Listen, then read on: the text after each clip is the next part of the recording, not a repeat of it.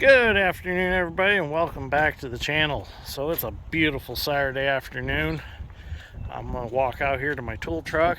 I'm gonna get it, and we're gonna go pick up some auction items that I won Thursday on an online auction. So we're getting ready here to get some seed corn, some seed beans from M&R Ag Service, our Beck's dealer. So I've got space in the shed. I worked on that this morning, moved some stuff around with the Bobcat, moved some unnecessary stuff out, and made some space for pro boxes of soybeans and pallets of seed corn. So now it is time to go pick up the auction items. I couldn't go and pick them up till, well, it's about 12:30 now. So I'm gonna get some fuel in my truck because I might need some fuel for what we got, and I'm gonna drive it home. So let's get some fuel in a tank and head over and pick up the new items. I'm excited, really excited. So let's go get them. It's funny, this week my buddy Michael just tagged me in something. I can't remember. It was something along the lines of dragging equipment home, and he was surprised that I haven't drug anything home this week. Well, it wasn't gonna be something I was gonna drag home over the week, but it was something I was gonna drag home over the weekend. So I didn't fail him on that surprise. So we'll go get it and we'll get it home. So I get up here to the shop, shut the truck off, and guess who comes out of the back seat? Our one and only Mr. Wilson. Wilson, were you taking a nap in the back seat? It was funny because I'm sitting here reviewing a video just to make sure I done it right, and I felt something hit my leg, and I looked down, and here comes Wilson out of the back of the truck. Now he's on the hood of the truck. Okay, I get some fuel in the tank and we'll take off. Well, we're gonna start our adventure now. Gotta pick Dad up at the house. I guess Wilson wants a ride up to the house, I suppose.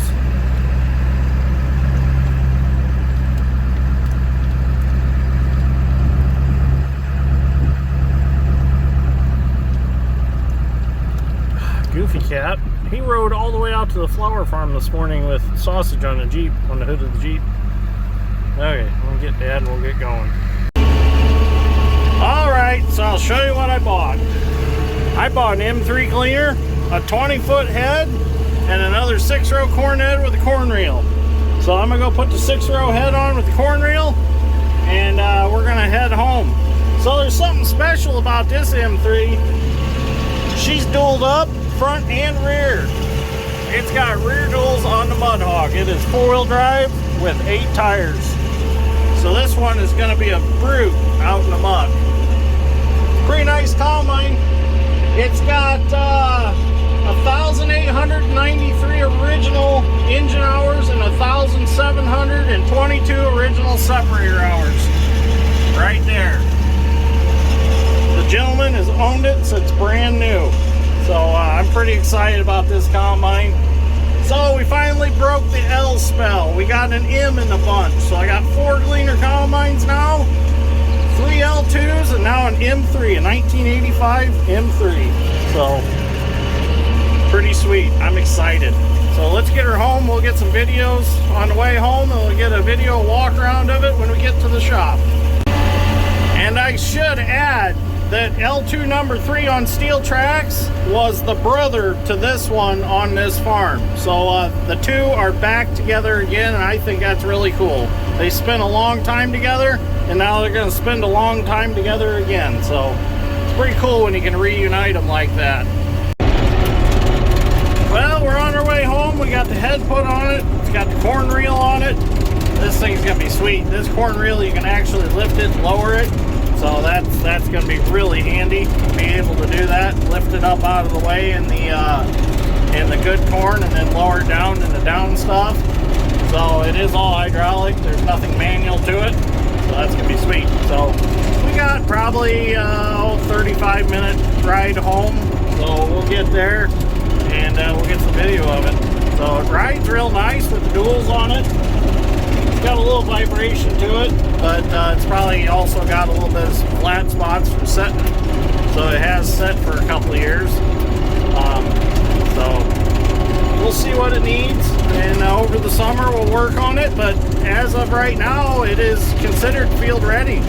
So it was checked out before the gentleman quit farming, so he actually rented his ground out. So, but before that he had it checked over. So hopefully there's not much to do to this one. Visually looking at it, it don't really have any problems that I can see. Well, so far so good. We're halfway home.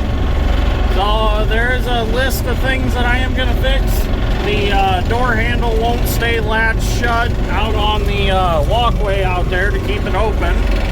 And it needs a new headliner and a new back wall interior pieces. The headliner's in pretty bad shape. It keeps raining little particles of black stuff on me. So those are definitely going to be replaced, but I've got enough to do one cab at the shop on hand. So that's no big deal, and I can get another one ordered for the other combine. So far though, it handles really well. Everything works, brakes work. So hydrostat's strong. When you go up hills, it drives right up them. So I'm really happy with it so far. So let's continue on and get home and do that walk around video. We made it. Home sweet home. All we gotta do is turn in the driveway, go up to the shop. We're almost there. Well, here she is.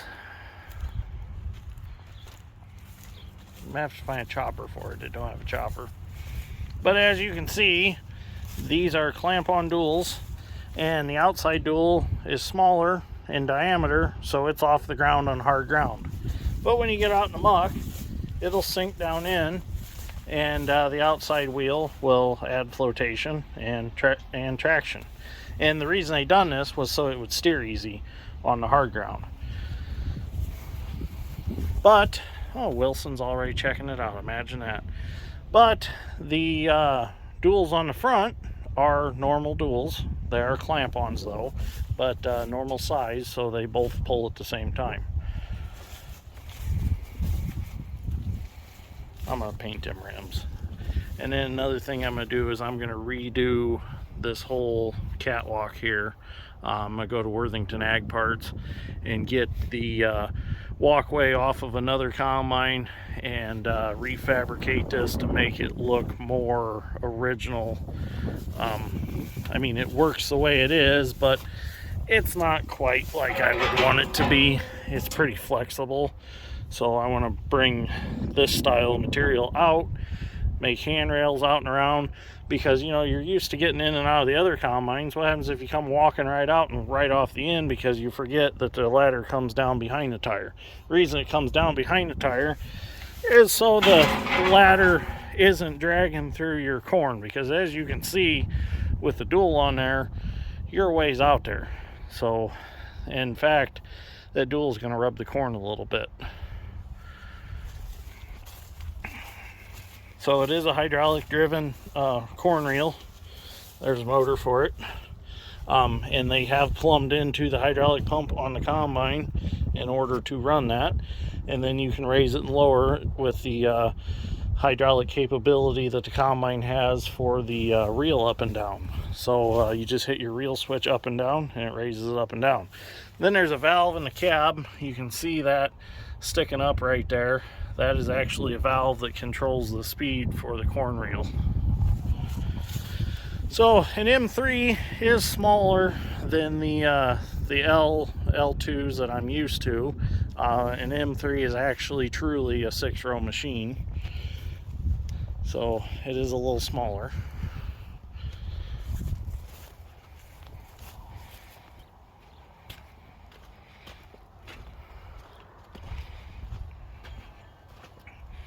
So when this combine was new, it cost $100,000 is what I was told, because the guy that I just bought it from, he bought it brand new, and that makes me the second actual owner of it.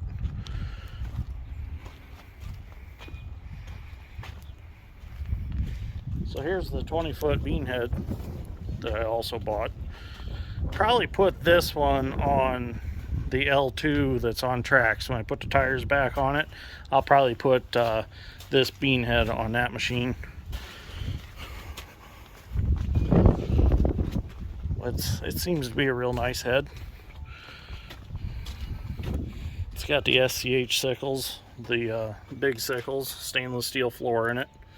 So it seems to be a nice head. It's missing a finger in the auger there. But that's no big deal. I can replace those.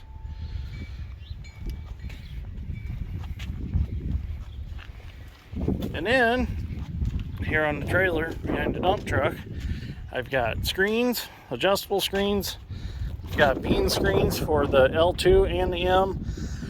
There's a brand new rattle chain there for the separator for the M3. And then in the back of my tool truck, we'll go over there in a second, there is a brand new thrasher rattle chain for an M3. And then I've got a whole bunch of new cylinder bars for M series combines. So I'm pretty happy about that. They've even got the original part numbers on them. They're still on them with marker. We'll come over here to my tool truck. We gotta set that head off at the Bobcat. Oh, Wilson's coming with. So back here in my tool truck, we have a bunch of belts. New belts, pivot drive left side belt, straw spreader drive, airflow grain saver upper drive belt, straw spreader belt, header drive belt, and I also got a bunch of the swivel valves for the rear axles on these combines. These are what actually gets the oil through the kingpins, if you will, of the rear axle so that the hydraulic motors in the mud hogs can run. So I've got like 4 of them, and I got rebuild sets for them. So Dennis set me up really good.